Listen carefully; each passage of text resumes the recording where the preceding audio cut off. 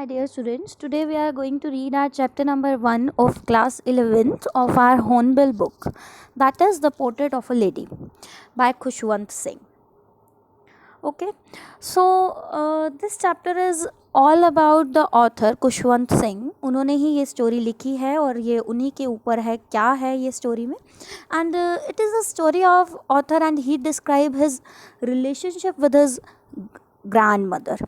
ठीक है, इस स्टोरी में उन्होंने अपना रिलेशनशिप अपनी ग्रैंड मदर के साथ डिस्क्राइब किया है इसी स्टोरी के through. Over the years and he pens down her daily activities, और उनकी अपनी ग्रैंड मदर की डेली एक्टिविटीज़ उन्होंने इस स्टोरी में डाली हैं.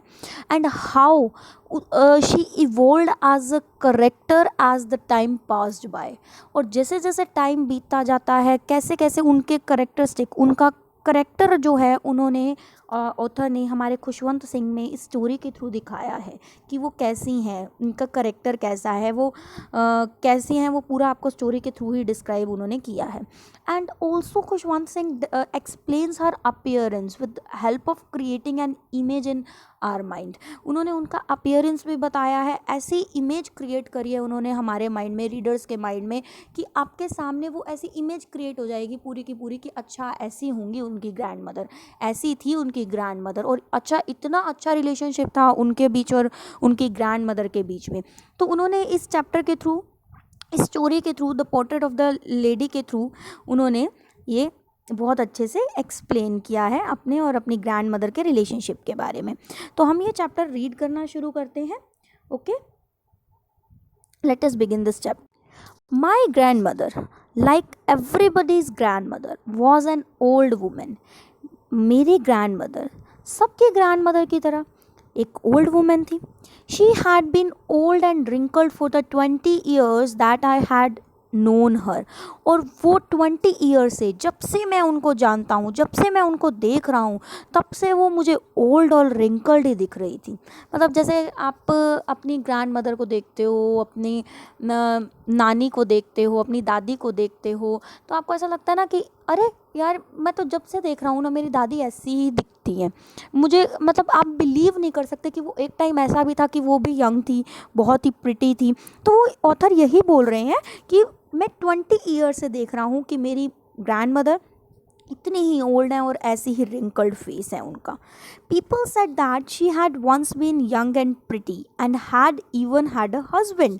अब वो क्या बोलते हैं ऑथर, कहते हैं कि लोग कहते हैं, बताते हैं कि वो एक टाइम पे बहुत ही यंग और बहुत ही प्रिटी होती थी और उनके हस्बैंड भी हुआ करते थे.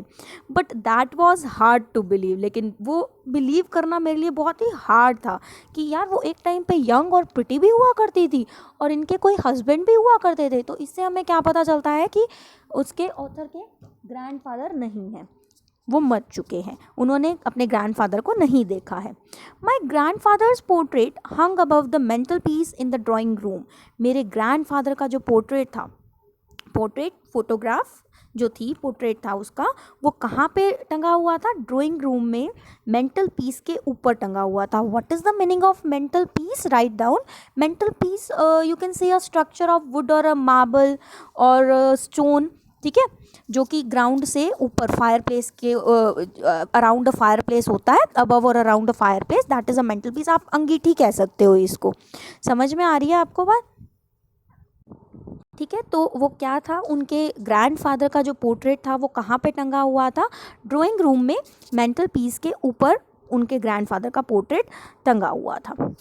He wore a big turban and loose fitting clothes. Now he is describing, Khushwant Singh is describing the appearance of his grandfather. अपने ग्रैंडफादर के बारे में बता रहे हैं कि उन्होंने क्या पहन रखा था. उस पोर्ट्रेट के थ्रू उनको पता चल रहा है क्या पहना हुआ था उन्होंने एक बिग टर्बन, पगड़ी सी पहनी हुई थी, और लूज फिटिंग क्लोथ्स पहने हुए थे. ठीक है, his long white beard covered the best part of his chest and he looked at least 100 years old.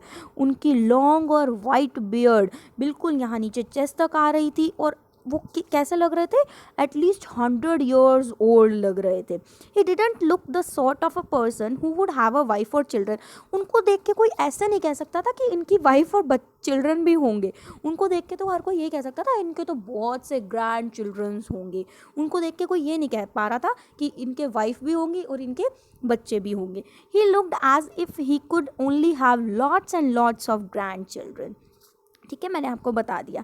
As for my grand mother being young and pretty the thought was almost revolting. अब मेरी grand mother के लिए ये बात, मतलब मैं जो सोच रहा था, मुझे सुनने को मिल रही थी कि वो एक टाइम पे यंग और प्रिटी हुआ करती थी, ये थॉट क्या था, एकदम मतलब रिवॉल्टिंग वाला थॉट था, मतलब अनबिलीवेबल थॉट था. ये मुझे मतलब कह रहे हैं ना कि उसको समझ नहीं आ रहा था कि अच्छा ऐसा भी हो सकता है. रिवॉल्टिंग का मतलब अनप्लेजेंट था. उसके थॉट्स में ये बात जा ही नहीं रही थी कि एक टाइम पे मेरी ग्रैंड मदर क्या थी, यंग एंड प्रिटी भी थी. She often told us of the games she use to play as a child. वो ओफनली, कौन, उनकी ग्रैंड मदर ओफनली उनको गेम्स के बारे में बताया करती थी. जब वो छोटी थी तो वो ये गेम्स खेला करती थी. कभी आपने अगर अपनी दादी या फिर दादू के साथ टाइम स्पेंड किया होगा तो they used to talk about their childhood games and childhood talks कि क्या क्या हुआ करता था, कैसे हुआ करता था, वो ये बातें बताते हैं. तो अगर आपने नहीं सुनी उनसे तो ये देखो यहाँ पे मैं आपको बता दूं कि वो जो थी उनकी ग्रैंड मदर, और खुशवंत सिंह की ग्रैंड मदर, वो उनको अपने चाइल्डहुड गेम्स के बारे में बताया करती थी कि मैं ये गेम खेला करती थी जब मैं छोटी थी. तो that seemed quite absurd and undignified on her part, and we treated it like the fables of the prophets she used to tell us. अब भाई ऑथर क्या कहते हैं, खुशवंत सिंह कहते हैं कि जो मुझे गेम्स बताया करती थी ना, वो बहुत ही ज़्यादा एब्सॉर्ड और अनडिग्निफाइड लगती थी. What is the meaning of absurd and undignified? Absurd का मतलब होता है इलॉजिकल, कि अच्छा ये भी कोई गेम होती है, ऐसा भी कोई खेल सकता है. तो एब्सॉर्ड का मतलब क्या होता है, इलॉजिकल, जिसका कोई लॉजिक ही नहीं निकलता था. आजकल के बच्चे तो वो गेम्स खेलते नहीं हैं जो पहले लोग खेला करते थे. और अनडिग्निफाइड का मतलब क्या होता है, जिस मतलब कोई रिस्पेक्टफुल गेम नहीं होती थी, disrespectful, you can say that. ठीक है, ओके. ऑन हर पार्ट, और हम उसको क्या माना करते थे, फैबल्स ऑफ द प्रॉफिट्स. हम उनको माना करते थे कि ये तो मॉरल देने वाली कोई स्टोरीज़ हैं, ऐसी कोई स्टोरीज़ हैं जो कि मॉरल देती हैं. फैबल्स क्या होता है, stories which gives a moral teaching. ठीक है, what they thought that her life stories were like the other moral stories which she use to tell them. ठीक है, खुशवंत सिंह ये सोचते थे, वो और जिनको भी वो सुनाया करती थी स्टोरीज, वो ये सोचा करते थे कि ये जो स्टोरीज़ है ना दूसरी मॉरल स्टोरीज़ की तरह है. ठीक है, जो वो उनको बताया करती थी. कौन, उनकी grand mother. She had always been short and fat and slightly bent. अब वो उनका फिजिकल अपीयरेंस बता रहे हैं अपनी ग्रैंड मदर का, खुशवंत सिंह.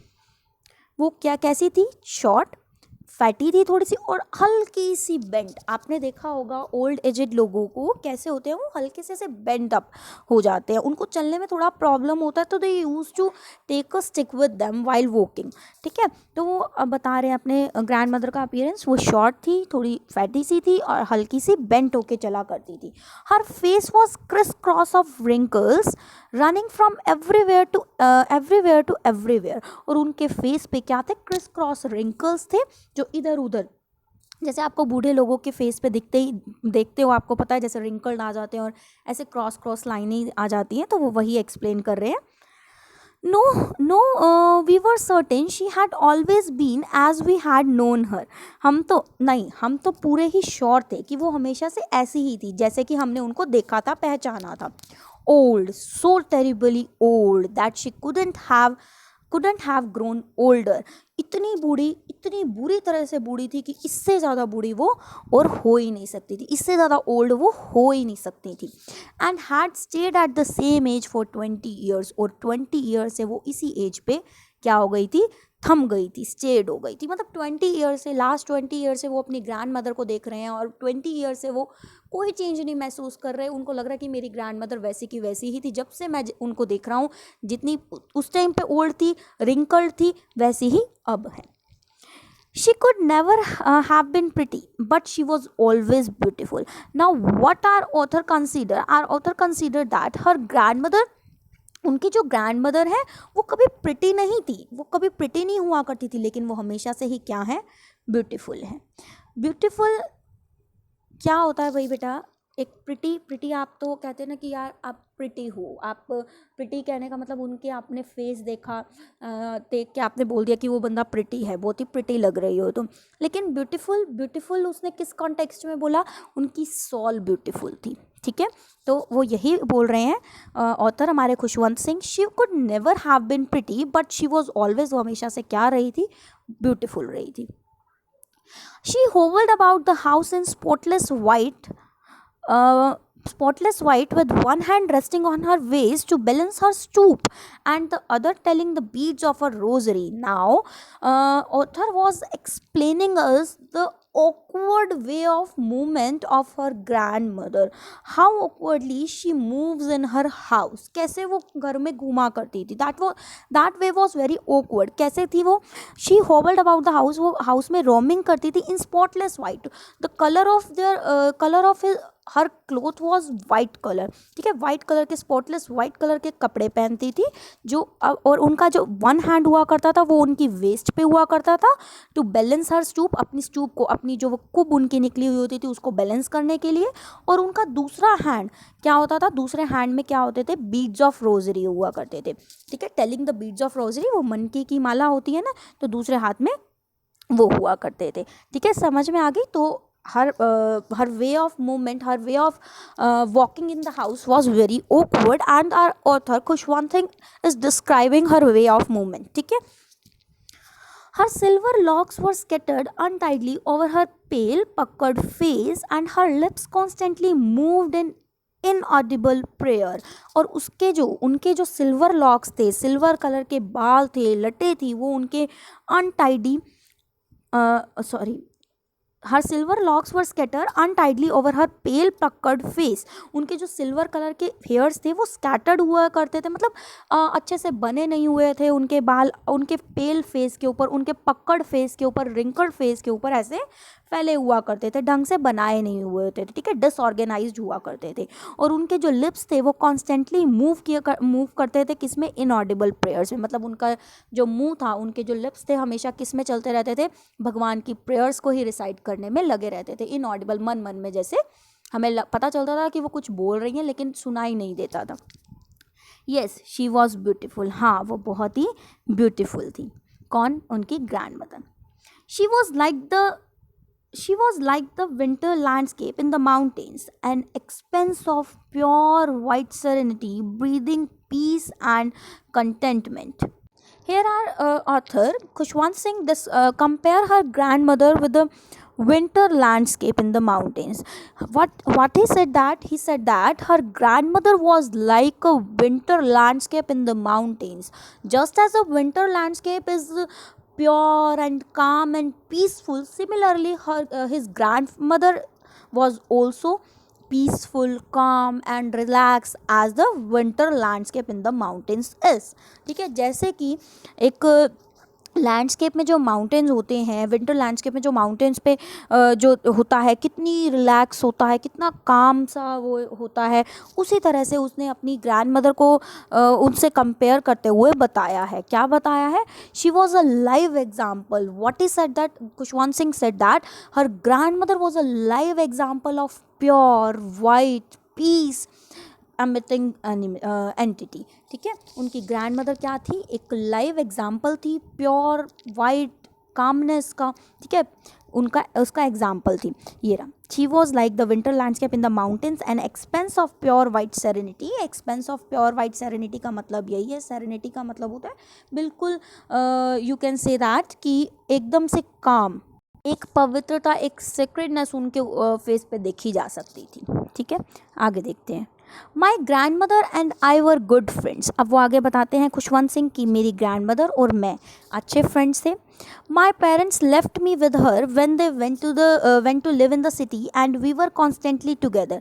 और मेरे पेरेंट्स हमें यहाँ पे छोड़ के गए थे और तब से हम यहीं पे ही रह रहे हैं विलेज में, और मेरे पेरेंट्स वहाँ पे सिटी में सेटल होने के लिए हम दोनों को यहीं छोड़ के गए थे कि उन्होंने ये कहा था कि जब वो सेटल हो जाएंगे वहाँ पे ईजीली तो हमें भी यहाँ से बुलवा लेंगे, और तब से हम लोग इकट्ठे यहीं पे ही विलेज में थे। शी यूज़ टू वेक मी, अब देखो वो बता रहे हैं हमारे ऑथर कि क्या क्या करते थे, उनकी डेली एक्टिविटीज़ क्या क्या हुआ करती थी, वो मुझे कैसे रेडी किया करती थी, क्या क्या उनका प्यार कैसे उन्होंने दिखाया है. She use to wake me up in the morning and get me ready for the school. What she use to do for her grand child, her grand son, she use to wake me up in the morning. वो उसको सुबह सुबह उठाया करती थी और उनको ready किया करती थी स्कूल के लिए. ठीक है. She said her morning prayer in an monotonous sing song while she bath and dressed me in the hope that I would listen and get to know it by heart. और वो मुझे क्या करती थी, मुझे ड्रेसअप करती थी, मुझे नलाया करती थी, साथ साथ अपना एक मोनोटोनस सिंग सॉन्ग गाया करती थी. मोनोटोनस होता है बहुत ही बोरिंग और डल वे में अपना कोई सॉन्ग, कुछ भी भजन वगैरह गाया करती थी, इस होप में कि मैं इसको सुनूंगा. ठीक है. हालांकि मैं सॉरी कहाँ पे थे ये रहा. I would listen and get to know it by heart. I listened because I loved her voice but never bothered to him. मैं उनको सुनता था, बड़े दिल से सुनता था. मैं सुनता था क्योंकि मुझे उनकी वॉइस बहुत पसंद थी. हालांकि मुझे समझ नहीं आता था, लर्न करने की मैंने कोशिश नहीं करी कभी भी, बस मुझे उनकी वॉइस अच्छी लगती थी तो मुझे सुनना भी अच्छा लगता था. Then she would fetch my wooden slate which she had already washed and plastered with yellow chalk, a tiny earthen ink pot and a red pen. Tie them all in a bundle and hand it to me. अब उसके बाद मेरे को नहलाने के बाद वो क्या करती थी, मुझे मेरी वुडन स्लेट ला के दिया करती थी जो वो ऑलरेडी प्लास्टर्ड कर चुकी होती थी, येलो चौक ला के दिया करती थी, टाइनी अर्दन इंक पोट ला के दिया करती थी, पेन, रेड पेन, और इन सबको एक बंडल के अंदर रैप करके बांध के मुझे हैंड ओवर कर दिया करती थी. क्योंकि मुझे ये सब कुछ बांध के उन्होंने क्यों दिया, क्योंकि मुझे स्कूल जाना था, तो ये सारी चीज़ें उन्होंने मुझे बांध के एक बंडल में दे दिया करती थी. हमेशा का ये रूटीन था उनका. After a breakfast of thick stale chapati with a little butter and sugar spread on it. अब ब्रेकफास्ट के बाद, ब्रेकफास्ट कैसा हुआ करता था भाई उनका, थिक सी, स्टेल सी, दैट इज़ नॉट फ्रेश, जो चपाती हुआ करती थी वो लिटिल बटर उसके ऊपर डाल के, उनके ऊपर हल्की सी शुगर स्प्रेड करके उनको दिया करती थी अपने ग्रैंडसन को. ठीक है. We went to school. अब ये ब्रेकफास्ट लेने के बाद हम स्कूल चले जाया करते थे. कौन, ग्रैंड मदर और उनके ग्रैंडसन, मतलब कि ऑथर हमारे Khushwant Singh. She carried several steel chapatis with her for the village dogs. वो अपने साथ, जब वो मुझे स्कूल छोड़ने जाया करती थी तो अपने साथ वो कुछ स्टील चपातीज कैरी भी किया करती थी. किनके लिए, जो रास्ते में विलेज डॉग्स थे ना उनके लिए, उनको फीड करने के लिए. My grandmother always went to school with me because the school was attached to the temple. His grandmother used to go with his grandson because the school was attached to the temple. That's why she used to go with his grandson to the school. ठीक है. उसकी grandmother उसके साथ school जाया करती थी author के साथ, क्योंकि जो स्कूल था वो किसके साथ अटैच था, एक टेम्पल के साथ अटैच था. The priest taught us the alphabet and the morning prayer, and the priest of the temple taught us them the alphabets and the morning prayers, used to teach them about the alphabets and the morning prayers, while the children sat in the row on the either side of the veranda singing the alphabet or the prayer in a chorus. My grandmother sat inside reading the scriptures. अब भाई क्या होता था, जब ये जो बच्चे थे एक दूसरे रो में वरांडा में रो में बना के सारे बच्चे बैठ जाया करते थे. वहाँ पे अपने अल्फ़ाबेट्स जैसे सिंगिंग करते थे, जैसे आपको पता होगा पहले कैसे पढ़ाई कराया जाती थी, ऐसे वरांडा में ही बिठा दिया जाता था ओपन कोर्टयार्ड में, और वहाँ पे ऐसे बुलवा के पढ़ाया जाता था. ठीक है. और दूसरी साइड क्या होता था, मेरी ग्रैंड मदर, ठीक है, अंदर बैठ के, टेम्पल के अंदर बैठ के क्या रीडिंग करती थी, स्क्रिप्चर्स रीड करती थी. What is the meaning of scriptures? Scriptures are the sacred books. ठीक है, ग्रंथ टाइप आप लगा लो. ठीक है, वो रीड किया करती थी. When we had both finished we would walk back together. और जब हम दोनों का काम ख़त्म हो जाया करता था, मेरी पढ़ाई और उनके स्क्रिप्चर रीडिंग, तो हम दोनों एक साथ घर चले जाया करते थे.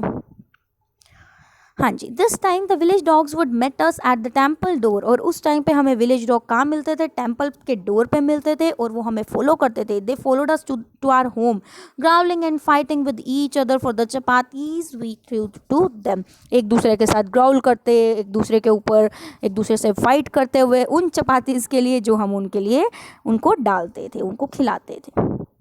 आगे देखिए, ये तो उनका रूटीन हो गया डेली का. When my parents were comfortably settled in the city they sent for us. और जब मेरे पेरेंट्स कंफर्टेबली सेटल हो गए सिटी में, तो उन्होंने हमें बुलवा लिया विलेज से. And that was the very important line, very very important line हमारे पेपर में.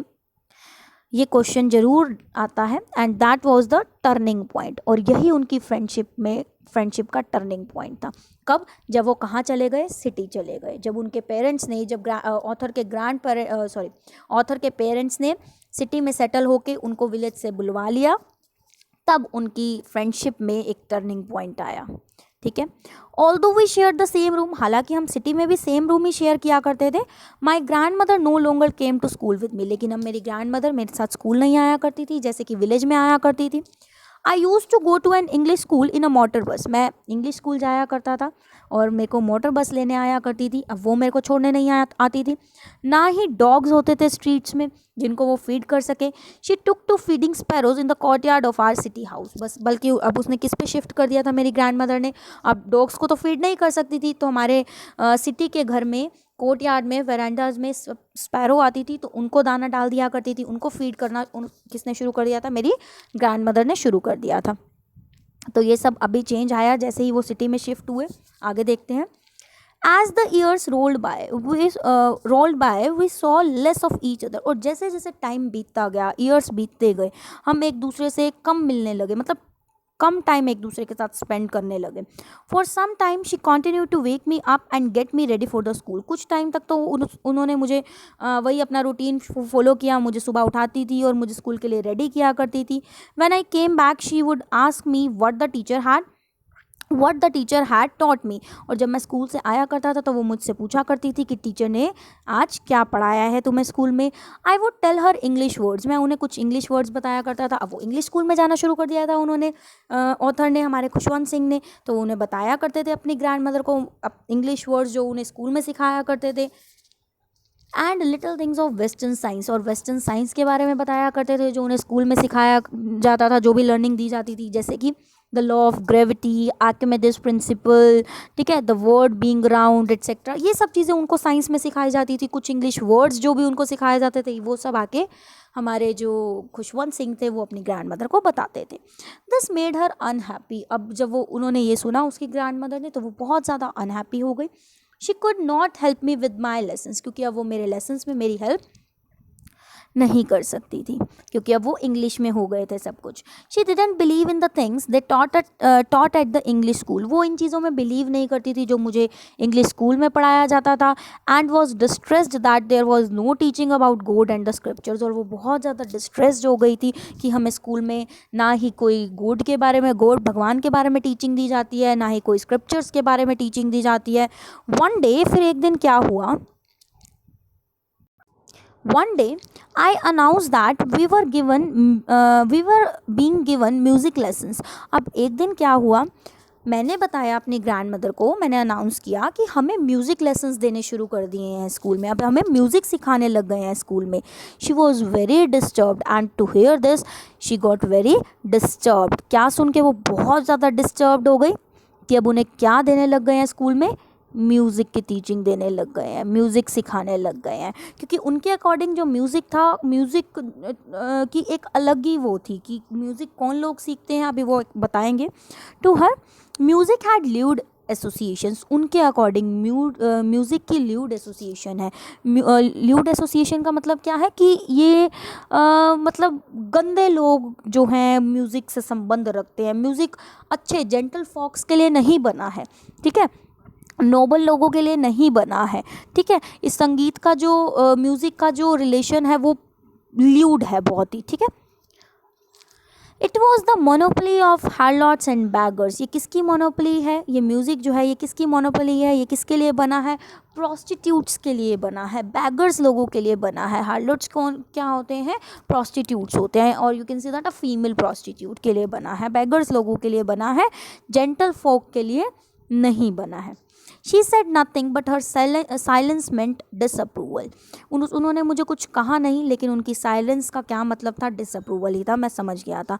She rarely talk to me after that, और ये सुनने के बाद तो अब वो मुझसे उनकी जो बातचीत थी और भी ज़्यादा कम हो गई थी, ठीक है। समझ में आ गई बात आपको बेटा।